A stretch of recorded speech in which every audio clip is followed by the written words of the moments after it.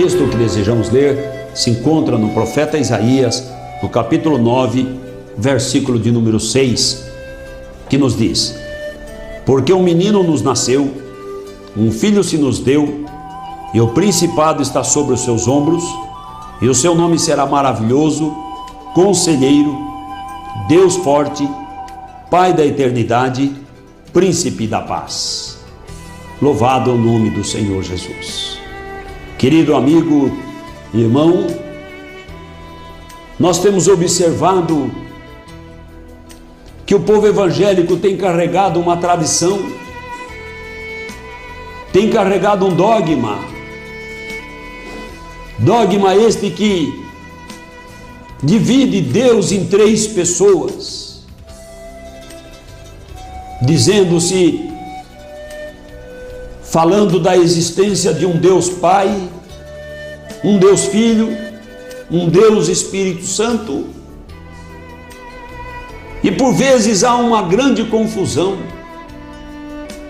porque as pessoas dizem: eu creio em um Deus, mas esse Deus, ele coexiste em três pessoas distintas, que são coiguais, e fica difícil conciliar isso com a palavra do Senhor, porque a palavra de Deus, desde o passado diz: ouve Israel, o Senhor vosso Deus é o único Senhor. Está em Deuteronômio 6, capítulo 6, versículo 4. Mas lá ainda Tiago nos escreve e diz assim no capítulo 2, versículo 19: crês tu que há um só Deus? Fazes bem, porque os demônios também creem e estremecem. Veja que tem ocorrido no mundo esses dias. As pessoas têm tratado Deus de você, têm brincado com o nome de Deus, têm levado as coisas de Deus de qualquer maneira. E ser evangélico, como eu sempre repito, virou moda nesse país. E as pessoas correm atrás de Deus ou do nome de Deus, ou correm para o evangelho para conseguir uma vida aqui terrena. E eu costumo observar como Paulo escreveu dizendo para os Gálatas: como passaste deste para o outro evangelho.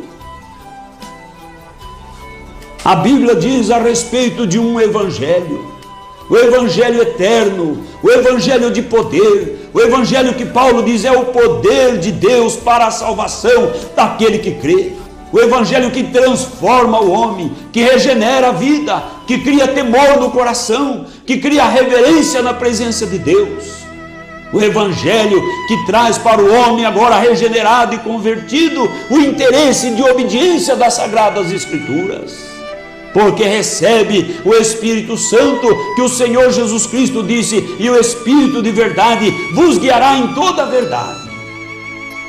E eu fico pensando como pode as pessoas estarem profetizando, falando línguas estranhas, tendo visões e se dizendo cheias do Espírito Santo e sendo conduzida para um afastamento de Deus, para o materialismo, para uma busca de Deus aqui para a vida terrena e somente para o tempo da terra.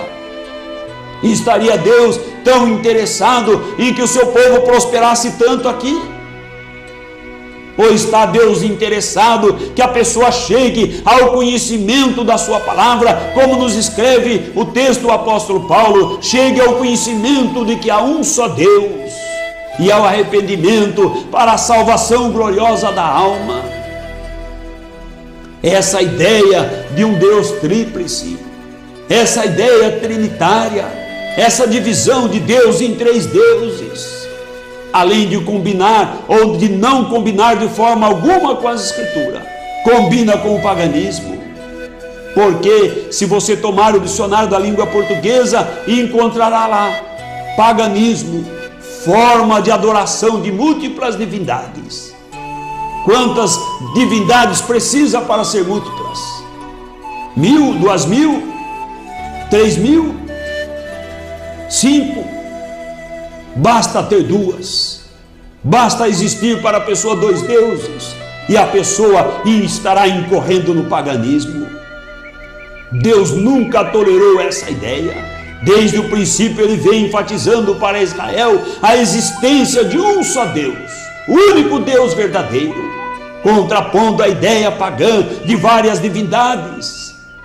Mas a história registra que o povo em determinado momento quis harmonizar o paganismo com as Sagradas Escrituras. Ora, as Sagradas Escrituras é azeite e é óleo e não mistura com a água do mundo. Não há maneira de reconciliar trevas com luz. A luz não pode se misturar com as trevas. A palavra de Deus é santa, pura, eficaz e não mistura com o cuidado da vida, com o costume do mundo, com as filosofias, com as religiões levantadas pelos homens. O homem fez muitos deuses. A natureza humana, ao longo da história, pegou muitos seres humanos e o transformou em Deus, ou em deuses. Mas o que nós temos aqui, no texto em que lemos, não é um homem feito Deus, mas temos aqui um Deus, o Deus único e verdadeiro, feito homem. O Deus eterno se humanizando, tomando a forma humana e recebendo assim um título, o título de filho. Porque no princípio ele criou todas as coisas, como o mundo inteiro concorda, especialmente o mundo que crê. Sabe que existe um Deus, sabe que alguém criou todas as coisas, e esse que criou é Deus, é o Pai da eternidade, é o Criador de todas as coisas. Mas Isaías traz a palavra, a profecia, dizendo: um menino nos nasceu, e um filho se nos deu.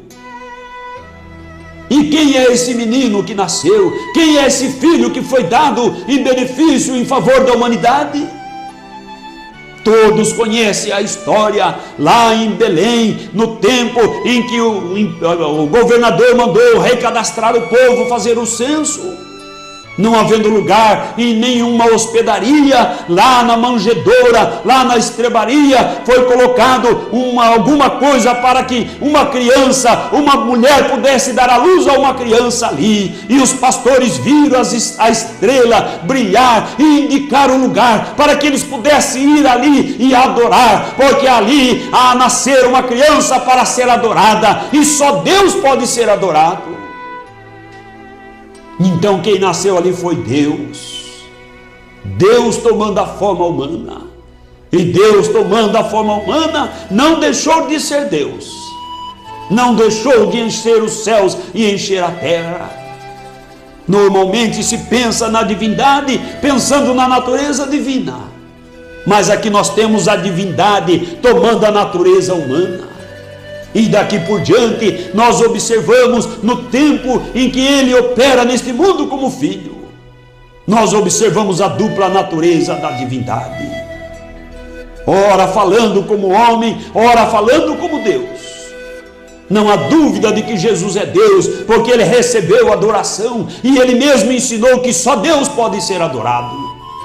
Não há dúvida da divindade de Jesus, porque ele perdoou os pecados, e isso é competência privativa de Deus. Só Deus pode perdoar pecados. E tantas outras passagens, ainda passagem que ele mesmo afirma a sua divindade no Evangelho de João. Os próprios judeus, sabendo da existência de um só Deus e sabendo que não pode haver dois deuses, pegaram pedra para apedrejar o Senhor.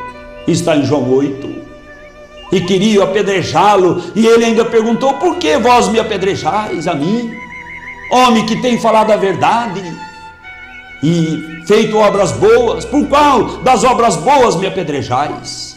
E eles então responderam: não te apedrejamos por obras boas, não te apedrejamos pelo que fizeste, mas iremos te apedrejar, porque sendo tu homem, fazes Deus a ti mesmo. Pensavam eles se tratar de alguém que se fazia Deus, e eles não puderam entender, como muitas pessoas não têm conseguido compreender esse mistério glorioso. Não é o homem se fazendo Deus, mas o Deus se fazendo homem, como escreve-nos em Colossenses, porque nele habita corporalmente toda a plenitude da divindade. Louvado é o nome do Senhor Jesus. Nele, aquele homem, o Cristo, o Senhor Jesus Cristo, ali habita toda a plenitude da divindade. Não era uma segunda divindade. Lá na glória celestial não existe 2 tronos, nem 3 tronos, mas João foi arrebatado lá no Pátimos, quando ele recebeu a revelação e nos escreveu em Apocalipse, ele viu um trono e viu um assentado no trono. E o apóstolo João, na carta 1 João 5, 19 e 20, ele diz que no que é verdadeiro nós estamos, isto é, em Jesus Cristo, seu Filho. Este é, ele escreve, o verdadeiro Deus e a vida eterna. E seguidamente ele diz: filhinhos, guardai-vos dos ídolos, porque além de Jesus Cristo, o verdadeiro Deus, além de Jesus Cristo, o único Deus, além de Jesus Cristo, esse nome bendito e poderoso, não existe nenhum outro Deus. Tanto que o apóstolo Pedro foi muito claro, dizendo que não foi dado nenhum outro nome pelo qual o homem pode receber a salvação. E como pode, as pessoas então vão batizar e não mencionam nenhum nome. Isso é próprio de quem não conhece o nome. Quando nós procuramos uma pessoa e não conhecemos o nome, nós falamos: olha, é o dentista, é o médico, é o farmacêutico, o mecânico, o pedreiro, é aquele senhor que vende pipoca com o carrinho, vendedor. E vamos dando títulos para encontrar a pessoa, mas quando nós conhecemos, nós perguntamos: fulano de tal, aonde é? Damos o nome da pessoa.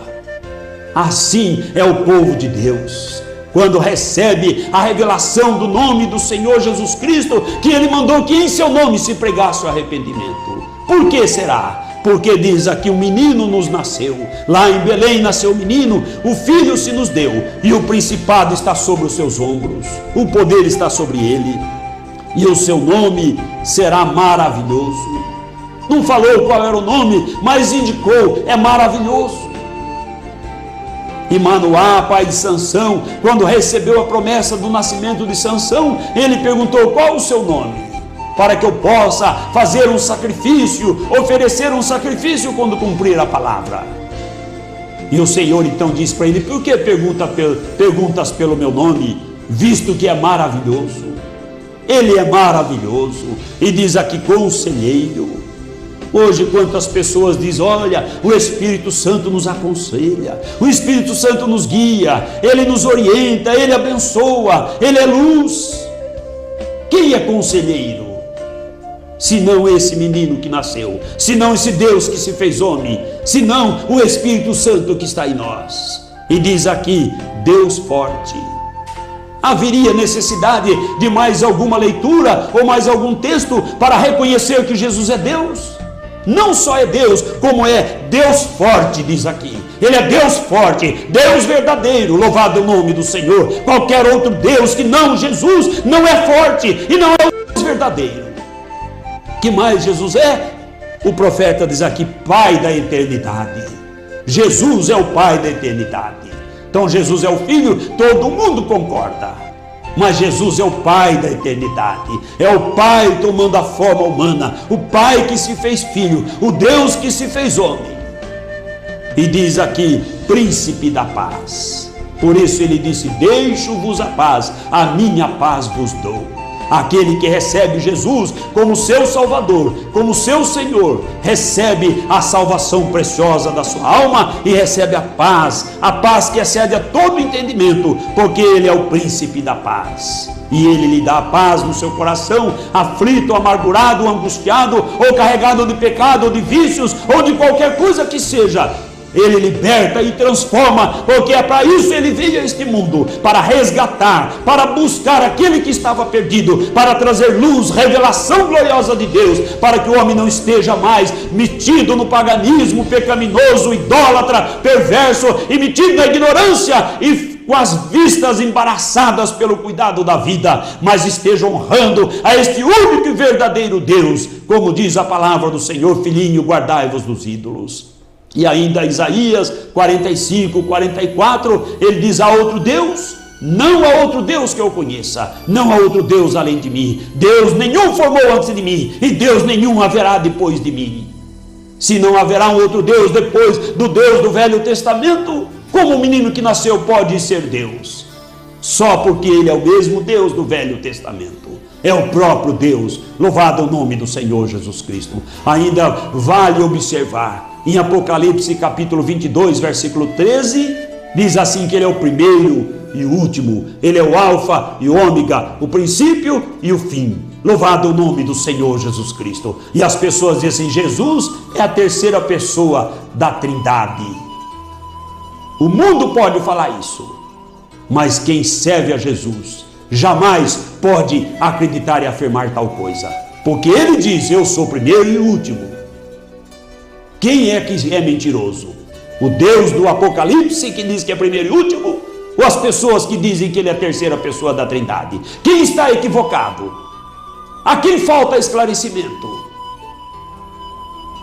Pode a pessoa entrar na presença de Deus com tal desprezo a Jesus, o colocando em terceiro lugar? De maneira nenhuma.